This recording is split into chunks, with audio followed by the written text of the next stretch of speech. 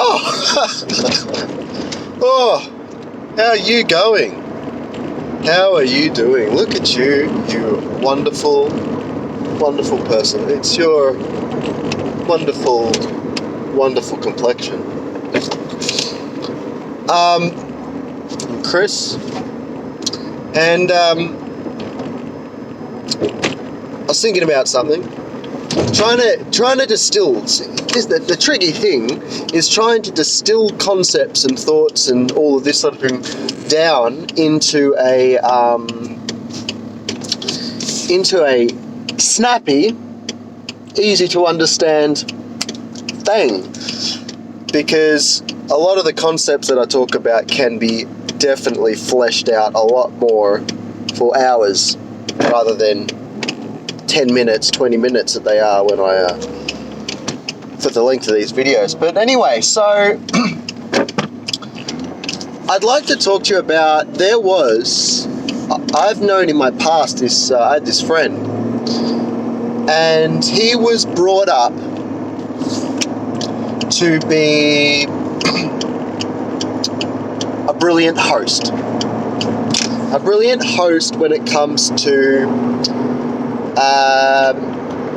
when people come around, you welcome them, you offer them a drink, you ask if they're hungry, you tell them to take a seat, you go and find chairs for them if there are no chairs, all this sort of stuff, like a brilliant host.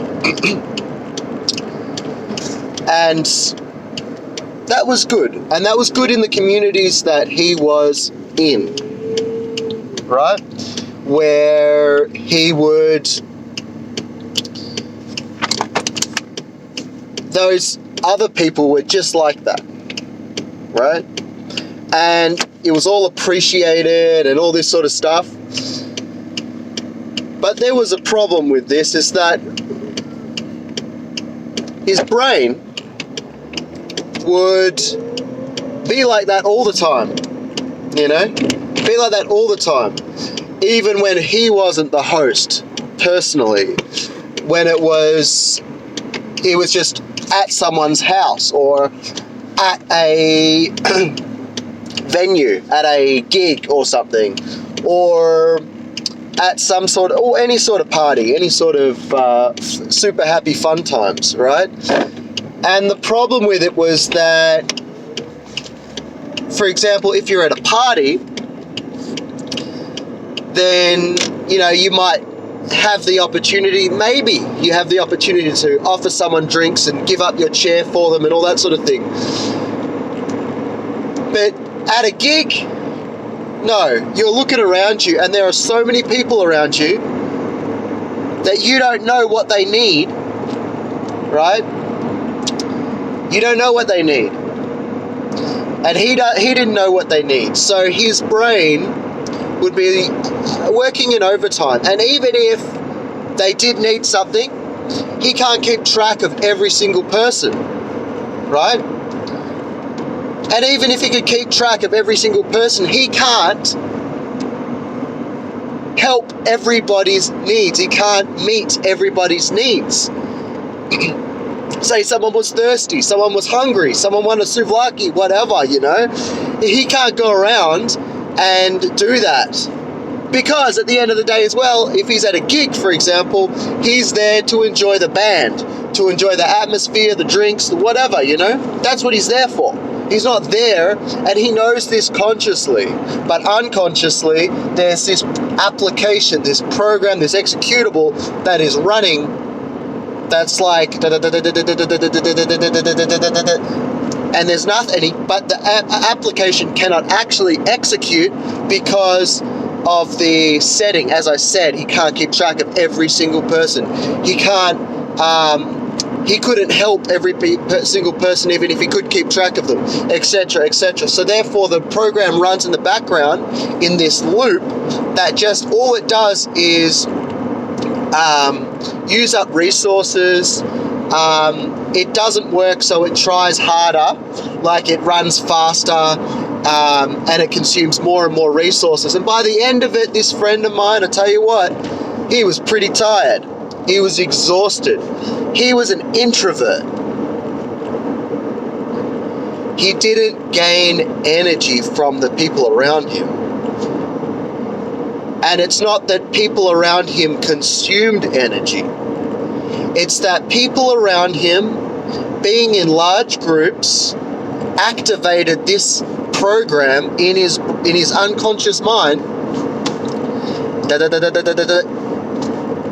It's like a virus, like a computer virus that just uses up all the memory and all the processor and fills up the hard drive and everything. That's what it was. And it was a program that had all the best intentions from the beginning. Right? Have I got you on this yet? Do you resonate? Do you know someone who this would resonate with? If you're an extrovert and you don't suffer from this exhaustion, do you know people who do? And I'm not saying this is the same case for every single person because, I don't know every single person, and this is just one thing I noticed on the weekend when I was chatting to him, right? It's interesting, huh? Trying to keep track of all the conversations. He'd feel guilty if he wasn't people-pleasing. He'd feel guilty if there was an awkward silence, because with an awkward silence, he's not being a good host, because a good host will keep their guests entertained. There was a role. He has a role. He has an identity that he is the type of person. You're supposed to do this. This is what people are supposed to do. And I'm a people, therefore, I have to do this. Right? And so it's on an identity level that he must entertain, make sure everyone's comfortable 24/7, that everyone is smiling. He just wants everyone to be happy and comfortable all the time, perfectly. Right? When people say, if they were to say something like, I am so happy and comfortable whenever I hang out with you, or you make me feel so cared for every time they hang out, guess what? He gets validated in his identity, in the role that he has placed upon himself, or maybe society placed upon himself, or maybe his parents placed upon himself because his parents taught him how to be a good host, or whatever. It doesn't matter what the source is. It's just that he's validated. That part of him is validated. Because no one's unconscious wants to do something for no reason. It doesn't want to, it's like a program. That program was coded for a reason. And the reason is probably that every time he was at a party and every time he acted that way, not only was he validated in the oh, wow, thank you so much. Wow, look at all the food that you made.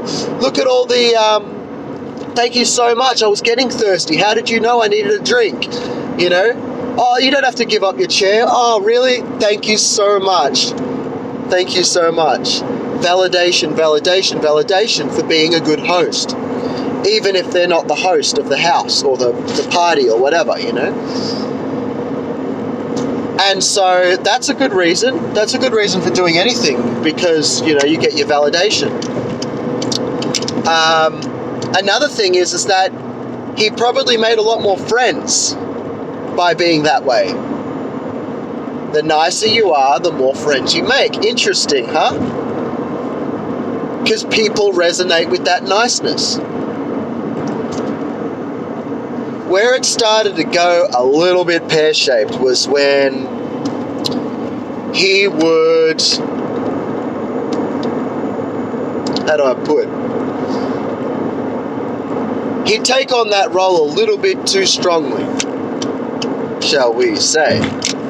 Took on that role a little bit too strongly and blame himself for when other people didn't feel happy and comfortable, when people didn't feel as welcome as he thinks that they ought to be, or not responding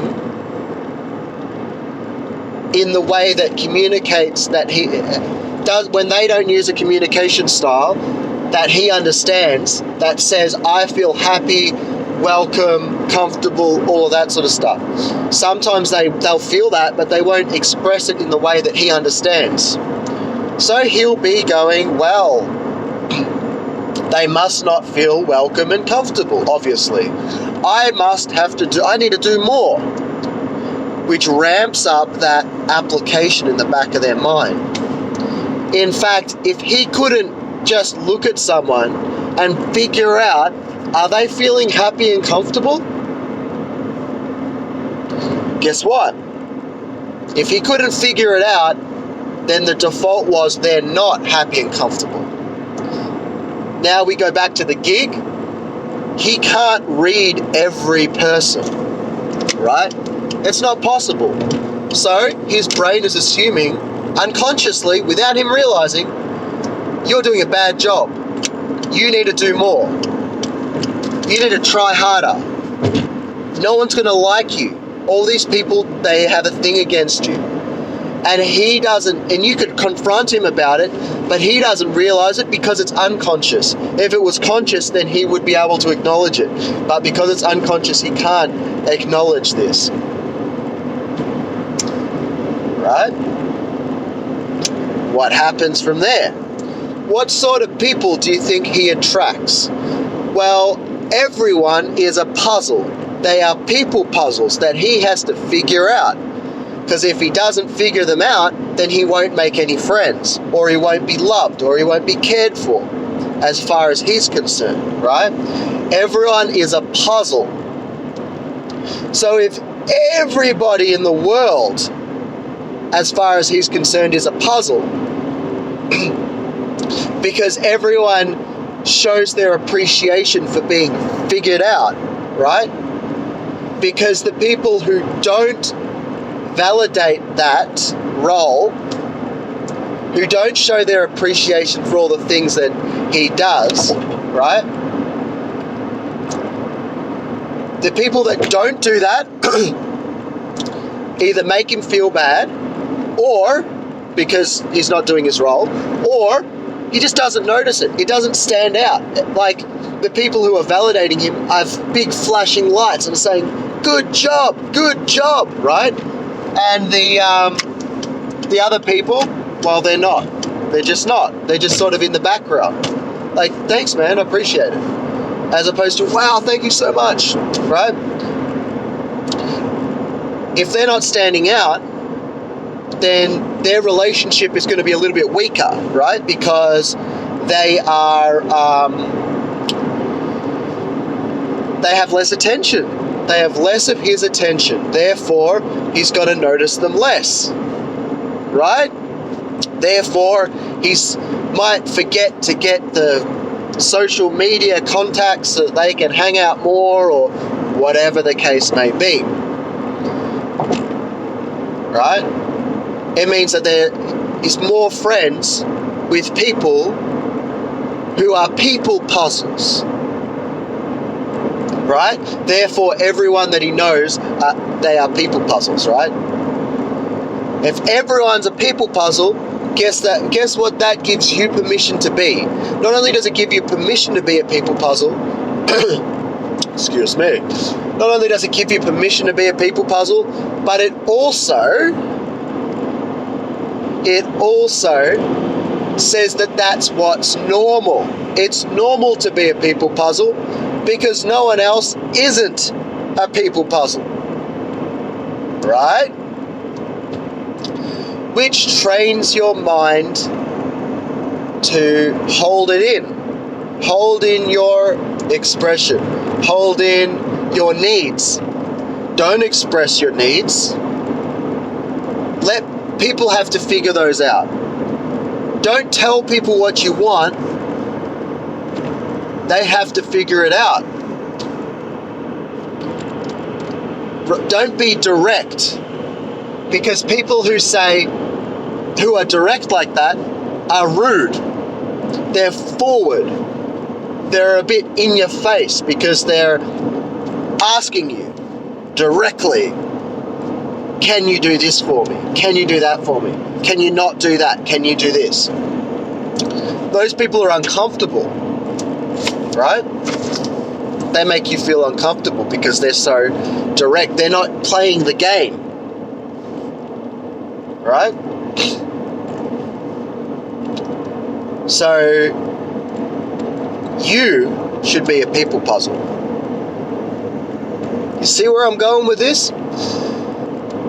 So what it attracts is people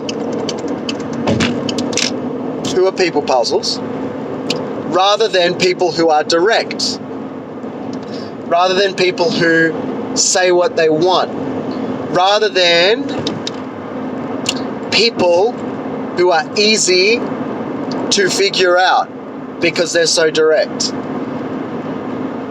So when you hang out with people, that little application in the back of your brain, that little program that's trying to figure people out, gets ramped up. Every time you hang out with anyone, even someone who is direct and honest and open, right? Even people who are honest, direct, and open, you're like, oh, they are, why are they being like that? Why are they being so forward? Maybe they think I'm stupid. Maybe they don't like me. Maybe this, maybe that. Social anxiety, right? Maybe they don't like my clothes. Maybe they don't like my voice. Maybe they don't like this. Maybe they don't like that. I don't know. Whatever. Right? So, and then the people who are direct, it'd be strange, it'd be unusual for them to not like a person who panders to everything that they want and need, right? You need a drink, you need this, you need that, anything you want. I'll put everything down just for you, right? People pleasing, right? It's rare that someone who is direct is not going to appreciate that. However, it might get annoying. Like, I can take care of myself. You know, people who are more direct tend to be more self-sufficient as well, because they take what they want. If they need something, they ask for it, right? As opposed to this game, rather than waiting for their turn for the game to start playing, right? Obviously, there are situations where they wait, obviously, right? But you get the idea. So what do you do about it? What's the tactic? What's the technique? How do you get out of this people puzzle mindset? Well, I think the first thing is to do something that is really going to be really, really hard. And that is start being direct. If you want to hang out with someone, stop asking questions like, oh, I was just wondering, are you free this weekend? Or are you busy this weekend? You know, or something to that effect, right? Just be like, hey, I want to hang out. When can we hang out? I want to hang out with you. Let's hang out. It's the first step.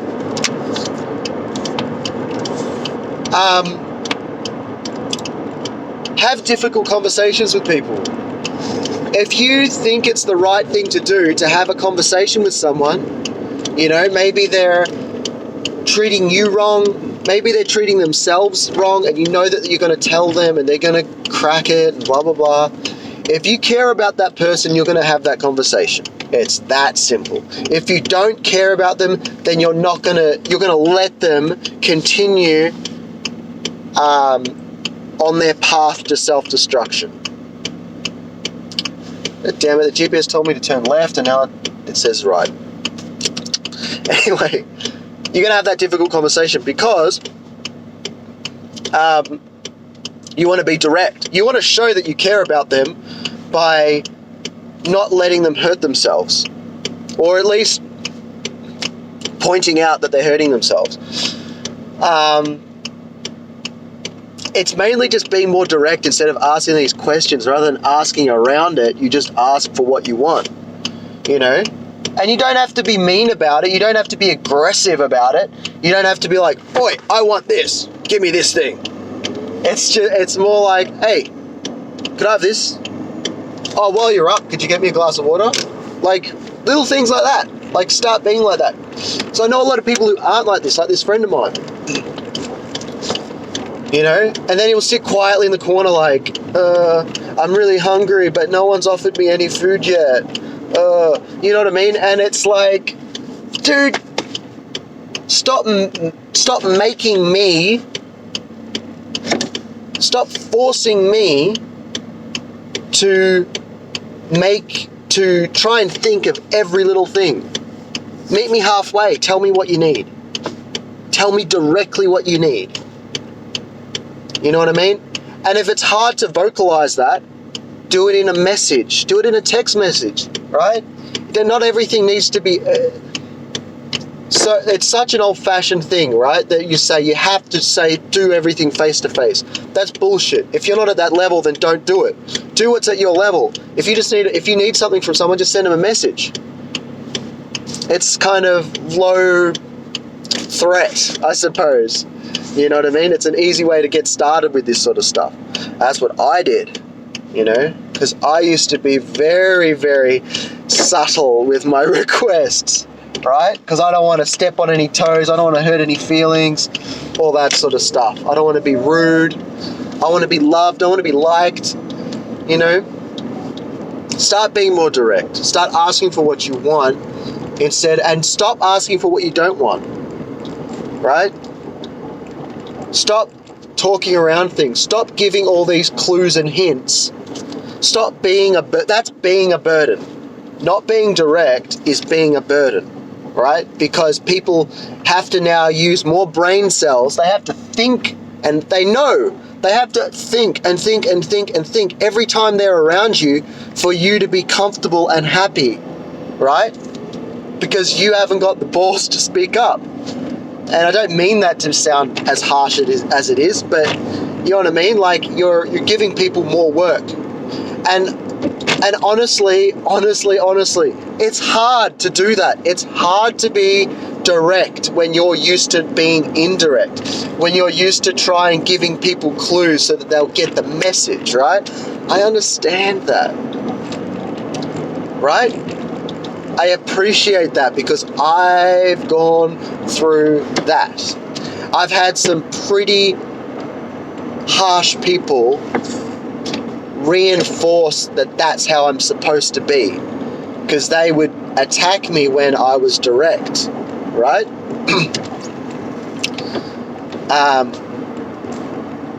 Yeah, they would attack me. Sometimes physically attack me when I'm being direct, you know? So I understand, but that doesn't translate that you shouldn't be trying to better yourself, that you shouldn't be trying to push yourself to do what's hard, like a short-term pain for a long-term gain, right? So, and you don't have to be a superstar at this overnight. It took me years to start being more direct, and I'm still struggling with it years later.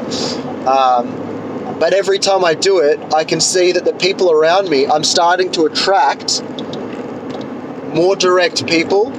I'm inspiring people to be more direct around me because they can see that that's how I operate and that that's how I'd like them to operate as well. That's what I appreciate. I don't appreciate...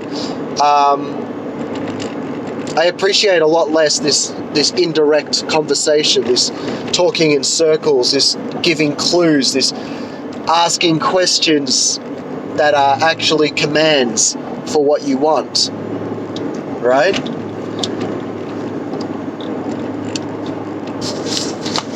And so everyone around me gets the gist unconsciously without realizing it, you know?